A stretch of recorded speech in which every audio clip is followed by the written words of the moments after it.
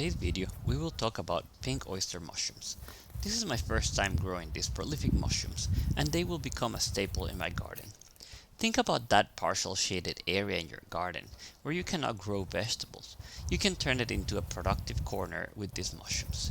As you can see, I had an absolute disaster along this fence line.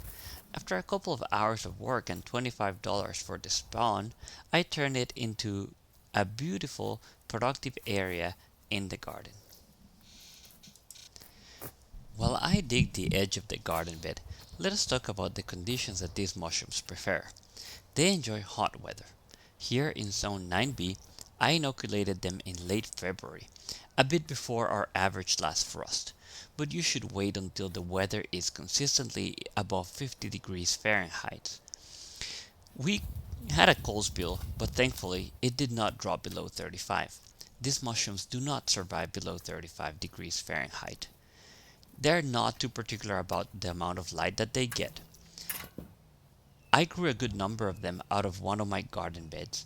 I had some leftover spawn that I directly placed in my compost, and this bed is in full sun and still produced quite a few mushrooms.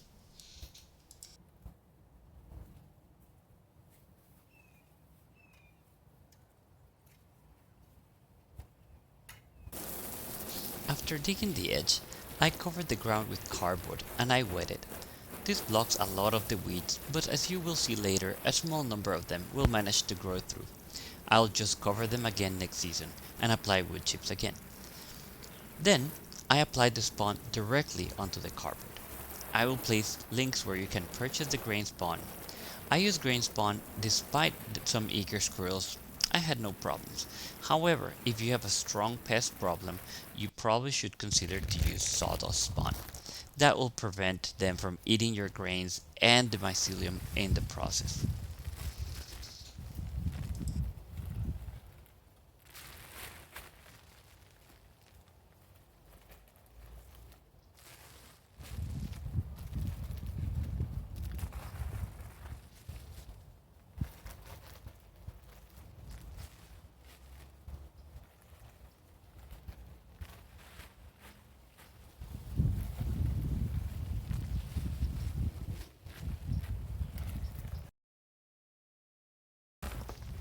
The next step is to cover the spawn with a layer of substrate. I read that pink oysters prefer straw or other agricultural byproducts, but I have free access to wood chips and there's no better substrate than the substrate that you currently have available, in particular if it's free. I have no access to straw, so I would have had to purchase it from Tractor Supply or something, and it would have cost me more money than actually just going and picking up wood chips. So I use wood chips.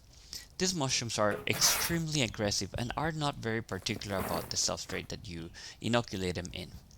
As I mentioned, I got some mushrooms from a few grains inoculated directly in my garden bed. The compost and leaves that I have in there were enough to feed these oyster mushrooms, so they could produce quite a good amount.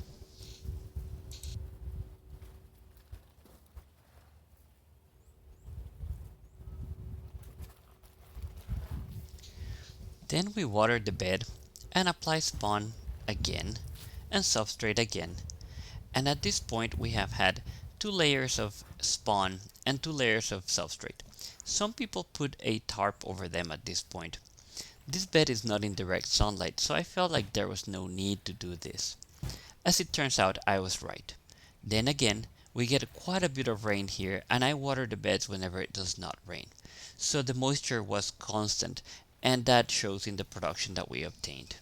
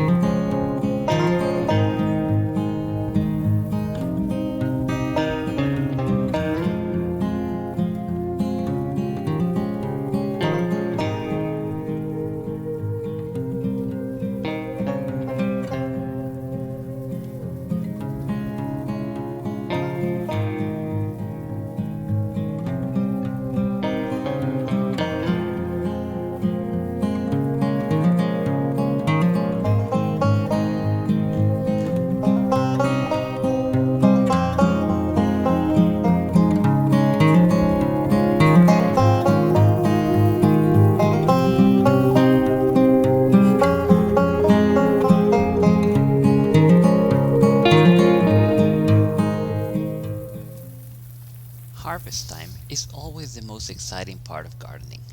With oyster mushrooms, this does not take long. In the garden bed, we started harvesting mushrooms in under a month. This mushroom-specific bed started producing within a month and a half of inoculation.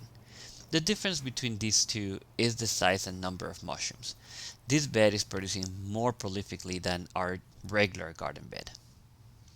If you can find a corner of your yard that is not well suited for vegetables, you may want to consider growing mushrooms. These mushrooms are easy to grow, do not require special equipment, and I believe any gardener is perfectly equipped to grow these. When I started looking into mushrooms, I read a lot about other varieties, but this seemed to be the perfect beginner mushroom. I should say that myself. I'm a beginner when it comes to mushrooms. If you like this video and the information within it, please like the video and subscribe to our channel. Until the next video, keep on gardening.